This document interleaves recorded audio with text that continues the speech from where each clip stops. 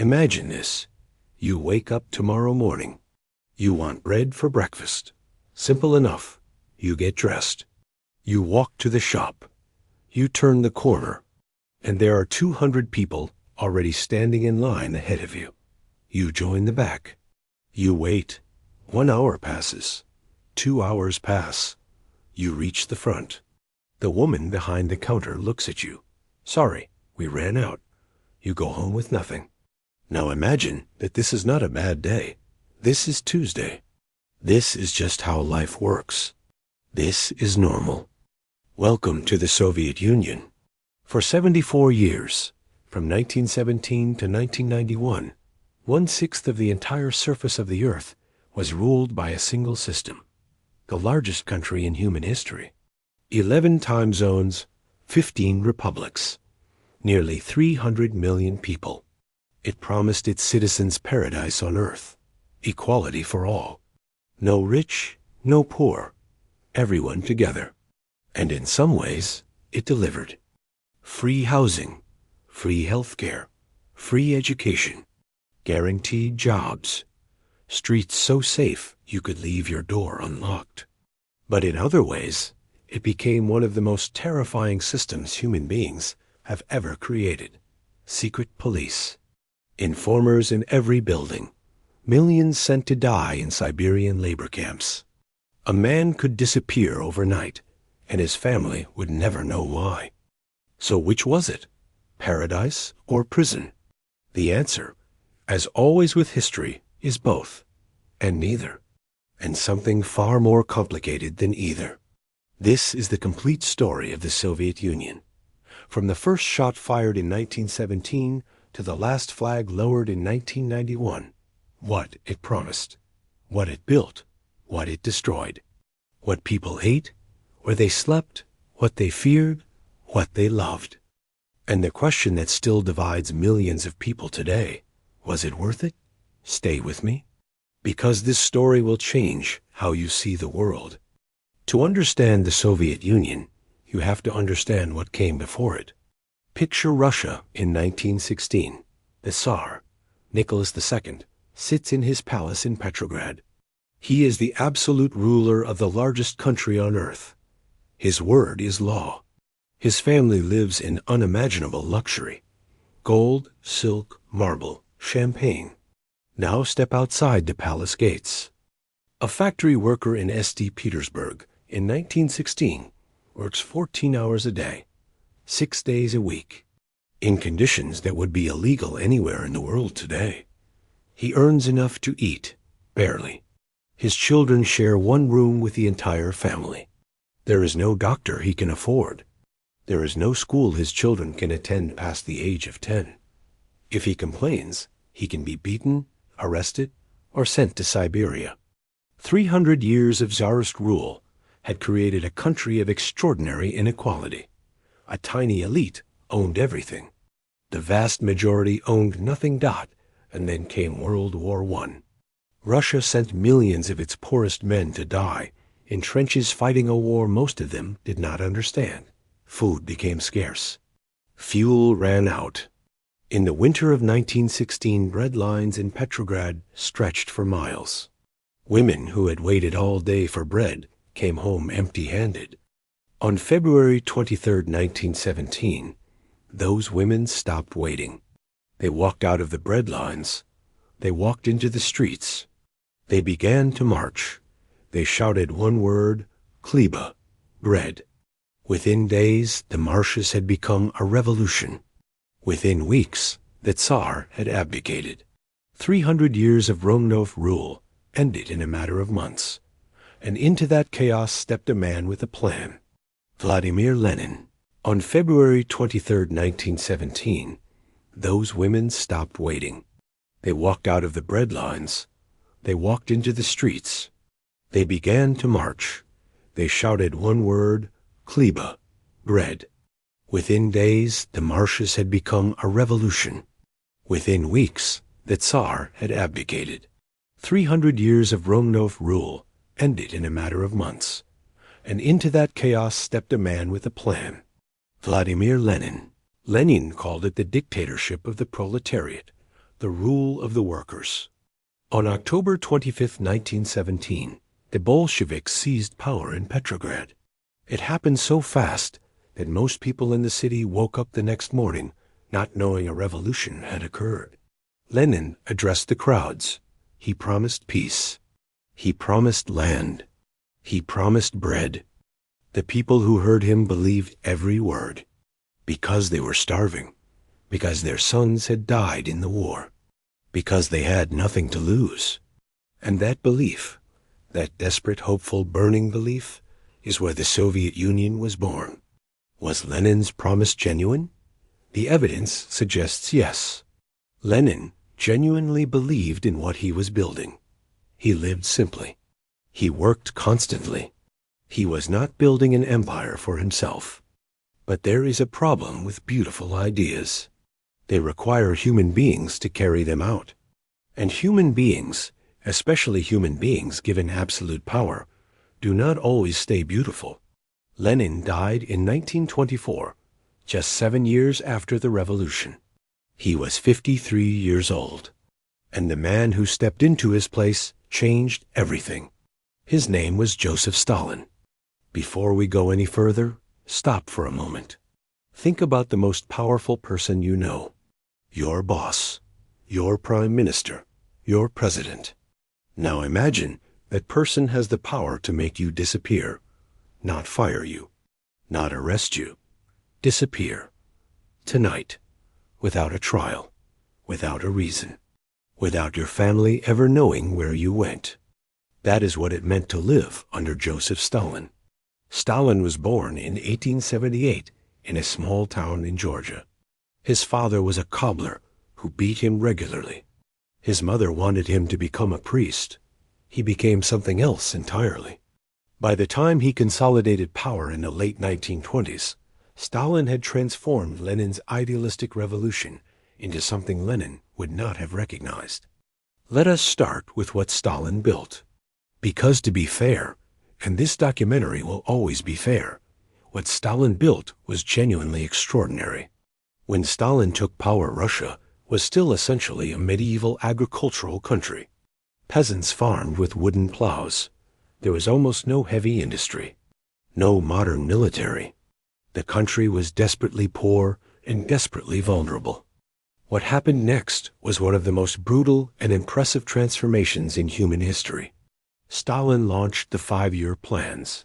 The entire economy was directed by the state toward one goal: industrialization. Factories rose from empty fields. Steel plants appeared in places that had been forests. The city of Magnitogorsk, an entire industrial city, was built from nothing in 5 years.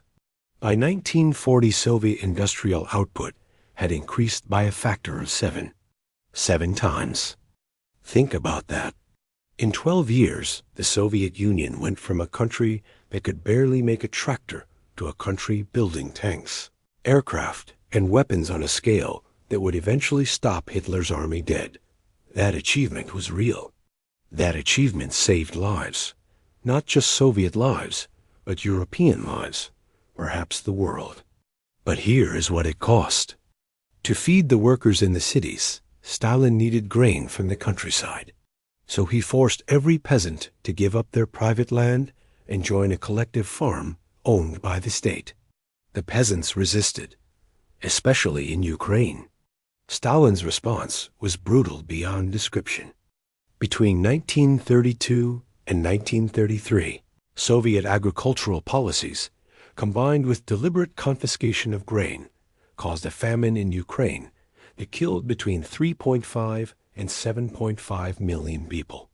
In Ukraine, this is remembered as the Holodomor, the death by hunger. Children starved in villages, while Soviet officials loaded grain onto trains to export abroad. And then came the purges. In 1936, Stalin became convinced, or claimed to be convinced, that enemies were hiding inside the Communist Party itself. What followed was called the Great Terror. Between 1936 and 1938, Stalin's secret police arrested approximately 1.5 million people. Of those, 750,000 were executed. shot in the back of the head in basement rooms, their bodies dumped in mass graves. The victims were not just politicians and generals. They were factory managers, doctors, teachers, engineers, writers, musicians. Anyone who had ever said anything that could be interpreted as disloyalty. By 1953, the year Stalin died, approximately 2.75 million Soviet citizens were in prison or in forced labor camps known as the Gulag. A similar number were in internal exile. They took everything: your name, your clothes, your history. You became a number. You worked in temperatures of minus 40 degrees. Your daily food ration was 400 grams of bread, about the size of your fist. Whenever a prisoner died, a new one arrived. The system never stopped. Gulag survivor testimony. Now compare that to your life today. Think about the last time you criticized your government on social media, at dinner, in a conversation with a friend. You said what you thought. Nothing happened. In Stalin's Soviet Union, that same conversation could result in a knock on your door at 3 a.m., a black car waiting outside, and a journey to Siberia that lasted years, or forever. By 1953, when Stalin died of a stroke, the man who had industrialized a nation, defeated Hitler, and created a nuclear superpower had also killed more of his own citizens than almost any leader in history. The Soviet people who gathered in Moscow to mourn him, and millions genuinely mourned him, wept for him, felt lost without him, did not know the full extent of what he had done. Many would not know for decades. That is what propaganda does. That is what total control of information does. It makes people mourn their own oppressor. Stalin dies in March 1953. The new leader, Nikita Khrushchev, makes a promise. The terror is over. Things will be better. And in some ways, they genuinely were. But let us step inside the daily life of an ordinary Soviet citizen. Not a party official, not a general, an ordinary person. A factory worker in Moscow, a teacher in Leningrad, a nurse in Kiev. Let us start with where they lived. After the 1917 revolution, the Soviet government nationalized all private property. The large apartments of the wealthy were divided among multiple families. A single apartment that had once housed one family now housed 6 or 7. This was the kommunalka, the communal apartment. Picture this. You open your eyes in the morning. You are lying in a bed in a room approximately 4 meters by 4 meters. In this room lives your entire family. You, your spouse, your 2 children. This room is your bedroom, your living room, your dining room, your children's play area, your workspace. Everything. Outside your door is a corridor. Off that corridor are 5 or 6 other doors. Behind each door, another family. You share one kitchen with all of them. You share one bathroom, one toilet. The bathroom schedule is posted on the wall of the corridor. Your family slot is 6:15 a.m. to 6:35 a.m. 20 minutes for your family of 4. In those 20 minutes, everyone must wash. The children must be prepared for school. Any laundry must be done in the bathtub. And if you run over your time, the family next door will knock. Then bang, then shout. Old ladies waited patiently with their grandchildren's chamber pots to empty them. In the hallway, every single morning, we stood in line holding enamel pots, shuffling forward as each turn came. Kommunalka resident memoir. Think about that. Standing in a hallway in your own home, holding a chamber pot, waiting for your turn at the toilet. This was not the worst case. This was Tuesday. The kitchen was its own battlefield. Each family had their own section of the stove, their own burners, their own shelves in the cupboard labeled with their family name, their own spot in the shared refrigerator. Theft between neighbors was common, not because people were criminals, because everyone was hungry and everyone was desperate. Arguments over noise, over smell, over who used too much hot water, these were the rhythms of communal life. In the 1950s, Khrushchev began building what became known as Khrushchevka's mass-produced, standardized apartment blocks that gave millions of families their first private apartment. They were small. The ceilings were low, barely 2.5 meters. The walls were thin. You could hear your neighbors breathing. The kitchens were the size of a large cupboard. But they were yours. We closed the door. We stood in the hallway. We looked at each other, and we cried, because for the first time in our lives, we were alone. Family describing their first private apartment, Russia beyond. It is 7 a.m. You have survived the bathroom. You have gotten the children dressed. Now you need to feed them. In the modern world, you walk to your refrigerator. It is full. You make breakfast. 10 minutes. Done. In the Soviet Union, feeding your family was a daily military operation. The shops had names that told you exactly what they were. Not brand names, not marketing. Just the product. Bread, meat, fish, milk, vegetables. That was it. And inside those shops, the shelves were frequently almost empty. The Soviet economy was a command economy. The government decided what was produced, how much, and where it was distributed. Not the market, not demand. Not what people actually needed. The plan. And the plan was frequently wrong. When I was little, people spent the whole day in line to get bread. They came, marked their place, went home, and then came back. Buying bread took all day. Soviet citizen, interviewed by a P. Think about that. Not buying food for the week. Not doing the groceries. Buying bread. One item. All day. The queuing system itself was its own complex art form. First, you joined a queue outside the shop. This queue told you nothing about what was available inside. You joined because a queue meant something had arrived. What exactly? You would find out when you got to the front.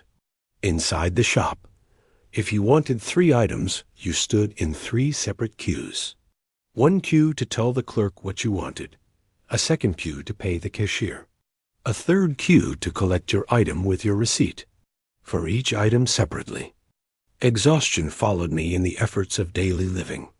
Even buying staples like cheese and rice took forever. Dr. Naomi Collins, American Academic Living in Moscow, 1960s. The list of things that were frequently unavailable is extraordinary. Toilet paper, vegetable oil, can openers, sausage, vodka, potatoes, eggs, bread, cigarettes, bananas, fish. Bananas were so rare that when a shipment arrived in a city, it became a local event. Children who tasted a banana for the first time remembered the experience decades later. One family described taking a 5-hour train journey to Moscow just to buy groceries. Cured meats, oranges, things that simply did not exist in their home city. And there is another side to this story that the same die-hard communist told to Newsweek with complete sincerity. The lines were romantic. You found out all the news while waiting online, and you didn't lose half your salary when you bought something. Soviet citizen to Newsweek. That quote matters, because it tells you something important about the Soviet experience that pure facts cannot capture. The queues were also community, also conversation, also human connection in a world that had very few other spaces for it. You have eaten whatever was available. Now you go to work. In the modern world, you apply for jobs. You choose a career. You negotiate a salary. You can quit if you are unhappy. You can be fired if you perform poorly. In the Soviet Union, none of this was true. The state guaranteed employment. This sounds wonderful. And in one very real sense it was. Unemployment was essentially zero. Nobody worried about losing their job. The existential financial terror that millions of people feel today, that anxiety about bills, about mortgage, about being laid off, simply did not exist in the Soviet Union. But the other side of guaranteed employment was this. You did not choose your job. The state assigned you. A university graduate might be sent to work in a factory in Siberia. A trained engineer might be assigned to an agricultural collective in Kazakhstan. Your qualifications, your preferences, your family situation, these were considered, but the final decision was the state's. Your salary was fixed by the state. It was roughly the same as your neighbor's salary, as your colleague's salary, as almost everyone's salary. This was equality, real, measurable equality of income. But it also meant that there was almost no incentive to work harder. Whether you produced twice as much as the person next to you or half as much, your salary was the same. Soviet workers had a saying, "They pretend to pay us, and we pretend to work."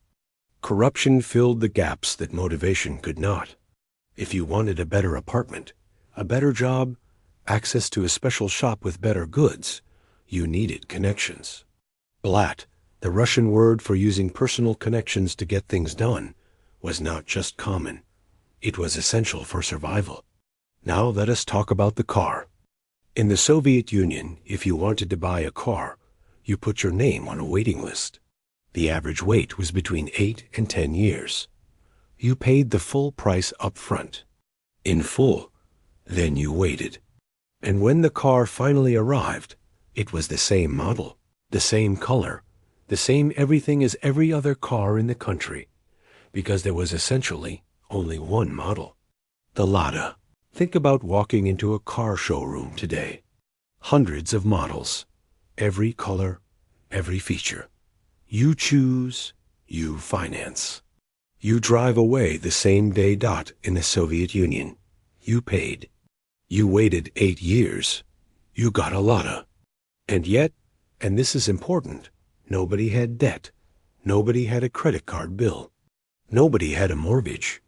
Nobody had the anxiety of financial ruin. The trade-off was real, and it was felt by ordinary people in their everyday lives. What you wore in the Soviet Union was not just a personal choice. It was a political statement. Soviet fashion, if you could call it that, was functional, utilitarian, designed by the state, manufactured by state factories, available in state shops. What was available was limited. What was stylish in the West was not available at all. And what the West had, the Soviet youth desperately wanted. At the top of that list, blue jeans. American Levi jeans were the ultimate status symbol in the Soviet Union. Not because they were comfortable, not because they lasted longer, but because they represented everything the Soviet system was not. Freedom, individuality, the West. And they were almost impossible to get. On the black market, black territory, a pair of authentic American jeans could cost 150 rubles. In the 1980s, the average Soviet monthly salary was approximately 150 to 200 rubles, an entire month's wages for a pair of trousers. Reselling foreign goods could earn you an 8-year prison sentence. That did not stop anyone, but it was not just jeans. It was music. Western rock and roll was officially condemned as bourgeois decadence. The Beatles, the Rolling Stones, Elvis Presley, banned. Their records could not be imported. Their music could not be played on state radio. So Soviet music lovers found a solution of extraordinary ingenuity. They recorded banned music onto used X-ray films. The flexible plastic of an X-ray image, a chest X-ray, a broken arm, an old skull could be cut into a rough circle and grooved with a modified record player needle. The result was a playable disc, distorted, crackly, barely audible. They called them bones, or ribs, because that is what you were literally listening to. Music pressed onto images of human bones. A Beatles song on a stranger's chest X-ray. That is what rebellion looked like in the Soviet Union. And here is the pro and con of this cultural reality. The Soviet Union had genuine cultural achievements of its own. Ballet, classical music, Theater, chess, literature. These were not pretend. The Bolshoi Ballet was world class. Soviet chess players dominated the world for decades. Literacy rates reached nearly 100%. Culture was taken seriously as a public good, not a luxury for the wealthy. Con. Individual expression was suspect. Wearing jeans was political. Listening to Western music was criminal. Owning a typewriter required government registration because every typeface was on file, so authorities could trace any document. The state's fear of individual thought extended even to what you wore and what you listened to. It is 1975. You are at a dinner party in Moscow. 8 friends around a table. Wine, food, whatever was available. Conversation. Someone says something about the government. Something slightly critical. Not treasonous, just honest. A kind of thing you might say in any country in the world. The room goes quiet. Someone looks at the lamp. Someone looks at the telephone. Someone changes the subject. Because in the Soviet Union, any one of the 8 people at that table might be an informer. Every facet of daily life fell into the KGB's domain. The KGB, the Committee for State Security, was not just a spy agency dealing with foreign threats. It was a domestic surveillance apparatus of extraordinary scale. Its mandate was to monitor the thinking of every single Soviet citizen. How did it do that? Through informers. One estimate put the number of informers in the Soviet Union at 11 million people, 1 out of every 18 adult citizens.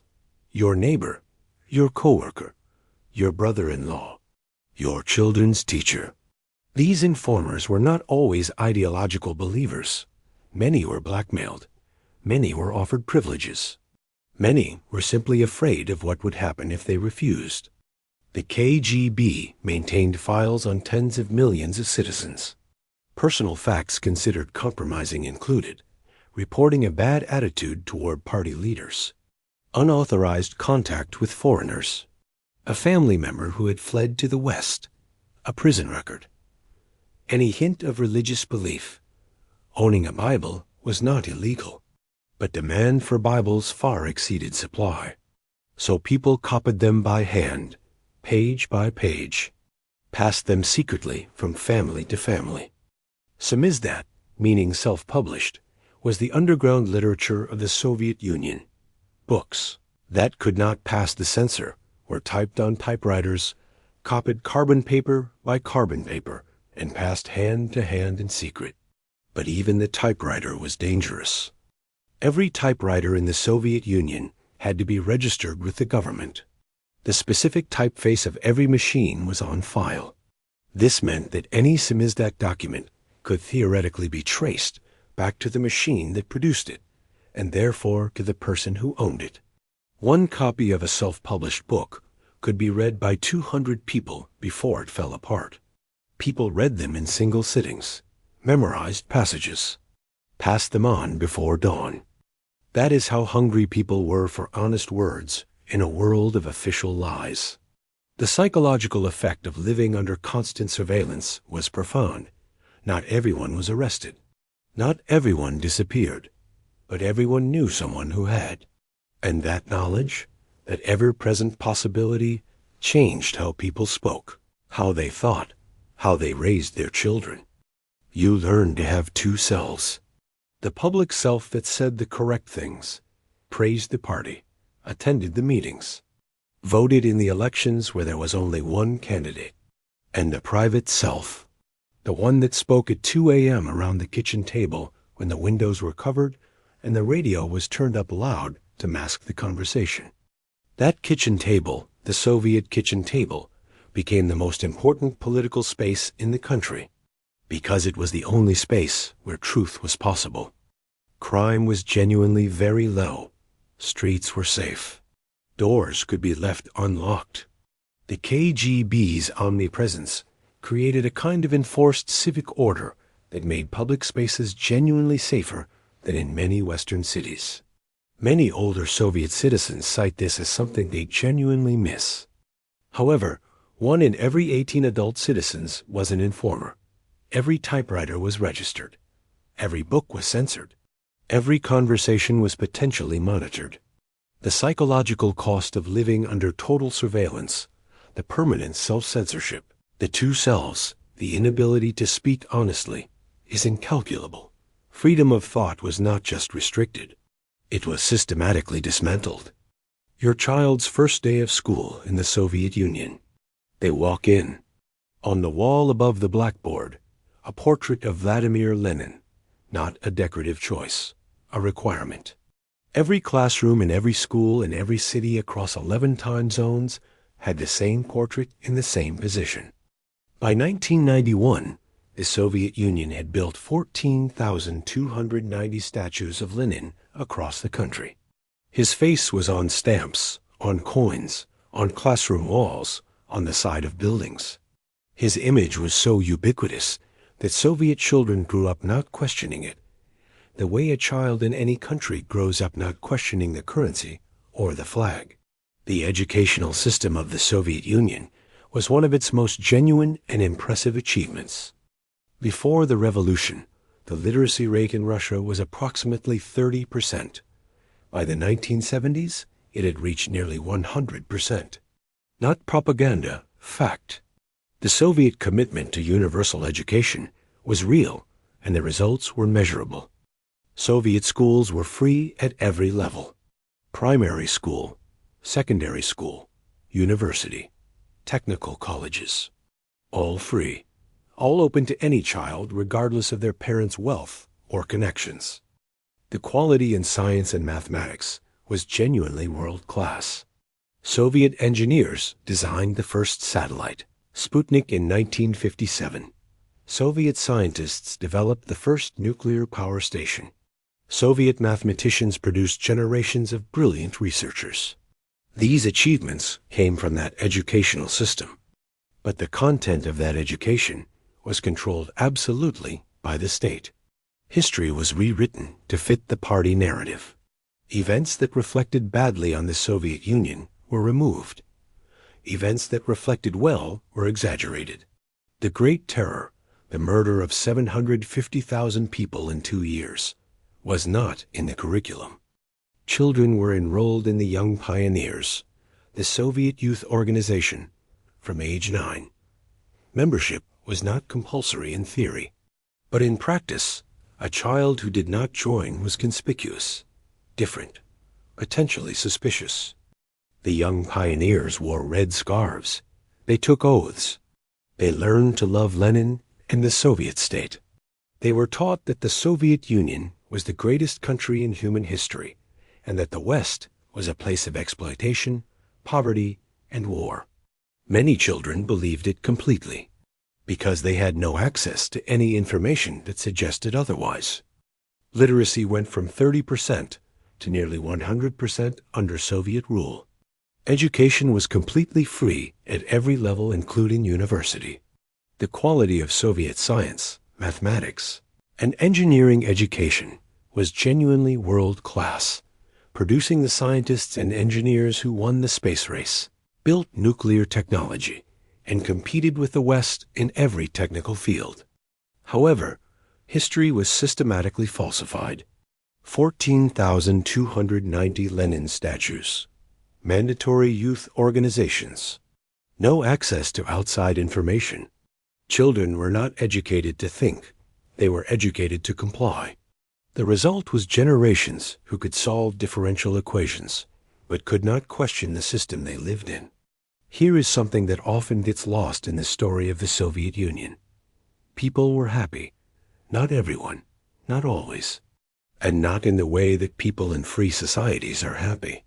But Soviet citizens loved their families, laughed with their friends, fell in love, raised children, told jokes, enjoyed art, felt pride. The kitchen table was the heart of Soviet social life. In a country where public speech was monitored and public gatherings were supervised, the private kitchen became the most important social space in the nation. After 10 p.m., when the children were in bed and the radio was turned up, friends would gather around the kitchen table and talk. really talk about life, about philosophy, about the human condition, about things that could never be said in public. These kitchen conversations, known simply as kitchen culture, produced some of the most profound human connection that Soviet citizens ever experienced.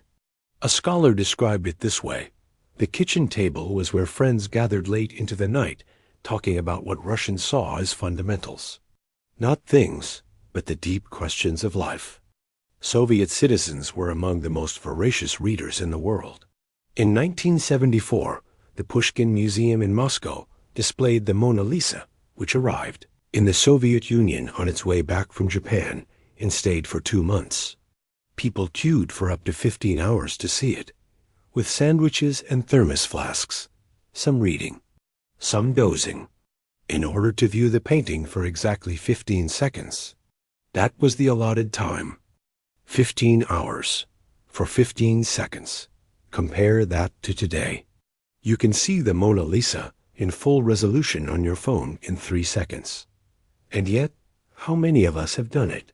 How many of us have stopped everything for 15 hours to see a work of art?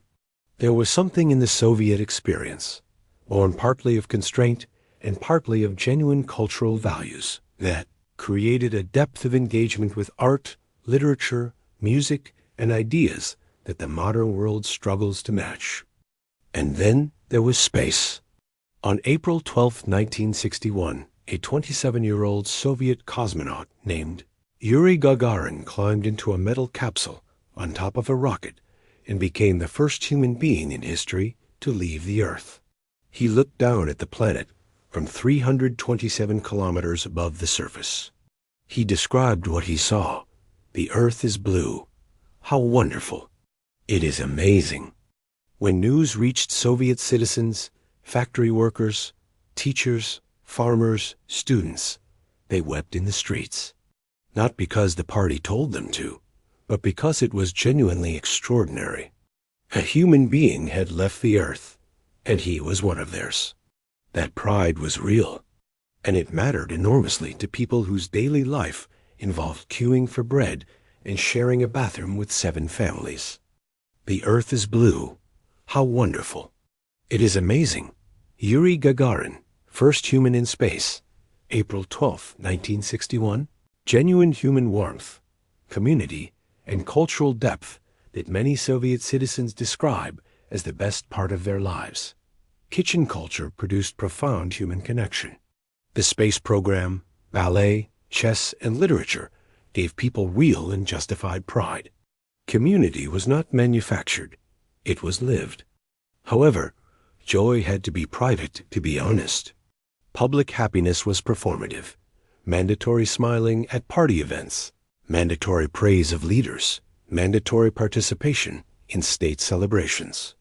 The joy was real, but the freedom to express it publicly on your own terms was not. Chapter 10. The Fall. When the shelves ran empty. By the 1970s, something was quietly going wrong. The man in power was Leonid Brezhnev. He had been General Secretary since 1964. He would remain in power until his death in 1982.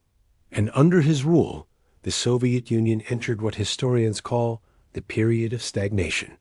Stagnation is a polite word. Here is what it actually meant. The Communist Party elite had become a class of their own.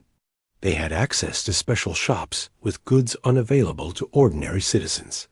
Special hospitals, special holiday resorts, special apartments. The system that had been built to eliminate privilege had quietly created a new privileged class, one that wore the same red scarf as everyone else, but lived in a completely different world. Corruption had become so normal that it was simply the way things worked. Factory managers falsified production figures. Collective farm leaders reported harvests that never happened. Officials took bribes for apartments, for jobs, for medical treatment, for everything. The economy was not growing. It was pretending to grow. And meanwhile, the Soviet Union had walked into a war it could not win. In December 1979, Soviet troops invaded Afghanistan. What the Soviet military expected to be a quick operation to stabilize a friendly government became a 10-year catastrophe. 115,000 Soviet soldiers died. Tens of thousands more came home with physical and psychological wounds that the Soviet system had no capacity to treat. The Afghan War did to the Soviet Union what Vietnam had done to America. It broke the myth of military invincibility and drained the national spirit. In 1985, a new leader came to power. Mikhail Gorbachev was different from every Soviet leader before him. He was young, 54 when he took power.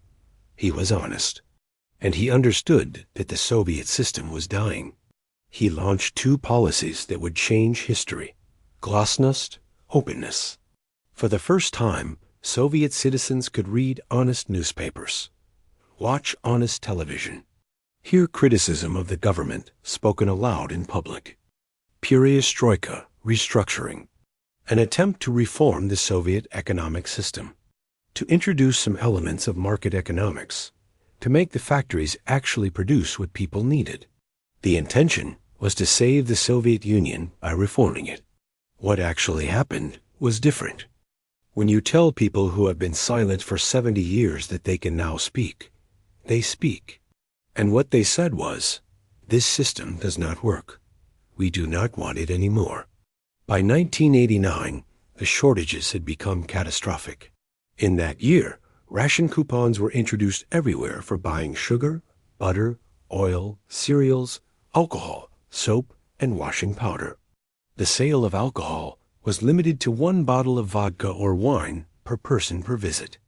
One by one, the countries of Eastern Europe, Poland, Hungary, East Germany, Czechoslovakia, Romania, Bulgaria, overthrew their Soviet-backed governments.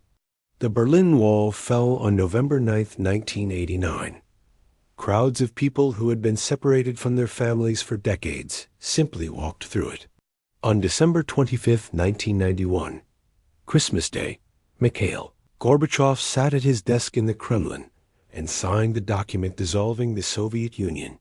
He walked out of the office. A Russian flag was raised where the Soviet flag had flown. 15 separate republics became 15 separate countries. 74 years. 11 time zones. 300 million people. Gone not with a war, not with a revolution, with a signature, and the slow, quiet failure of a system that had promised paradise and could no longer deliver bread.